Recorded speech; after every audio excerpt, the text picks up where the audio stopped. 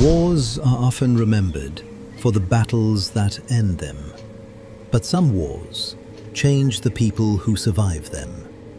For Urza, the Brothers' War had never truly ended. It had simply become a much longer game. Centuries had passed since Argoth.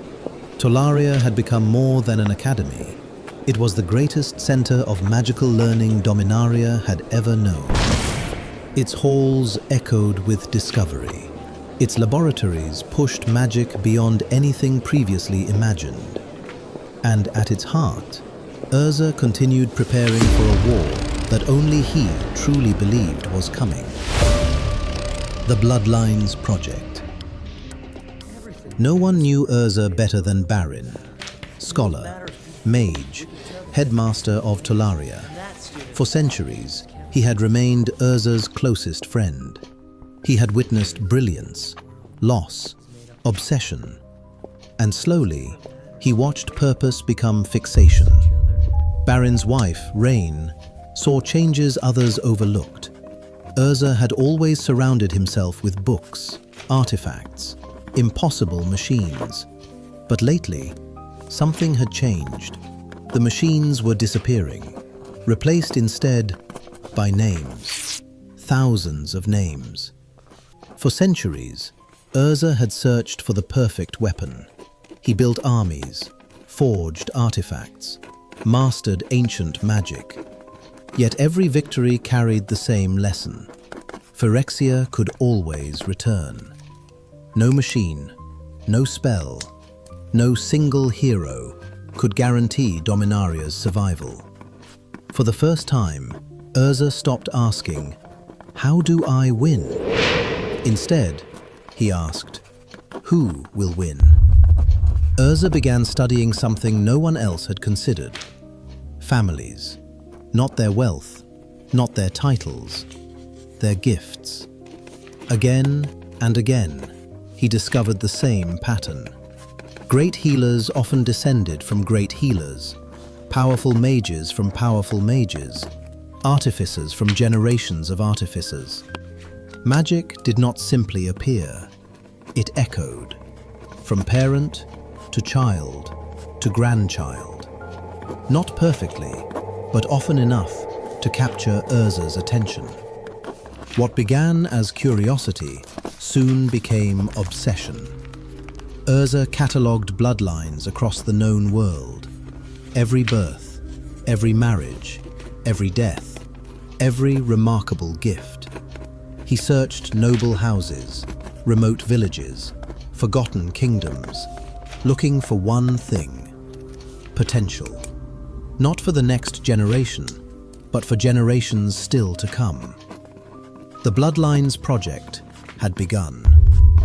Barrin had seen Urza consumed by many pursuits: artifacts, power stones, time itself. But this felt different. These were not machines, they were people, families, children, entire futures, reduced to lines upon parchment. For the first time, Barrin wondered whether his oldest friend was still searching for a way to save Dominaria, or whether Dominaria had quietly become another experiment. Barrin understood strategy. He understood sacrifice. No one had fought beside Urza longer. Yet even he struggled to see what all of this was becoming. These were no longer records. They were plans. Entire generations mapped long before they were born.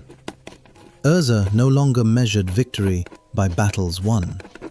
He measured it by possibilities preserved. When a promising bloodline stood on the brink of extinction, he intervened.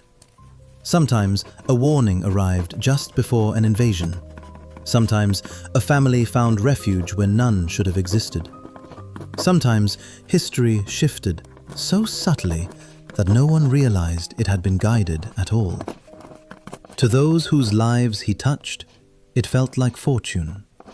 To Urza, it was preparation. Rayne spent her days among Tolaria's students. She saw eager minds, curious scholars, young people discovering who they might become.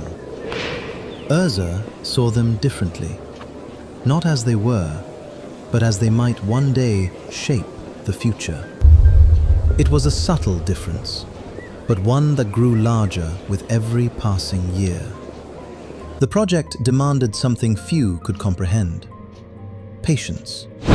A single generation revealed almost nothing. Two, only hints. But over centuries, patterns emerged. Bloodlines intertwined, talents resurfaced. New possibilities appeared where none had existed before. Urza watched them all, waiting, calculating, never rushing the next move. The longer the project continued, the further Urza drifted from the lives he sought to protect. Each birth became another entry, each marriage another connection, each death another branch ending before its promise could be fulfilled. Without intending to, Urza had begun seeing humanity as history, not individuals. There was no guarantee the Bloodlines Project would succeed. Magic refused to obey perfect design. Children surprised their parents. Greatness skipped generations. Entire bloodlines vanished overnight. Chance still ruled the future.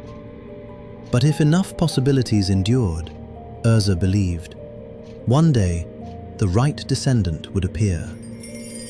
The Bloodlines Project would continue, quietly, patiently, for generations. But bloodlines alone could not stop Phyrexia. Urza still searched for knowledge, for allies, for anything capable of standing against Yawgmoth's growing power. His search would soon carry him beyond Dominaria, toward whispers of a world unlike any he had ever seen. Some claimed it was untouched by war, a realm where peace had endured for ages, a world sustained by the power of white mana alone. Its creator, a planeswalker named Serra. Urza had spent centuries trying to build the future. He was about to discover a world that believed it had already found it.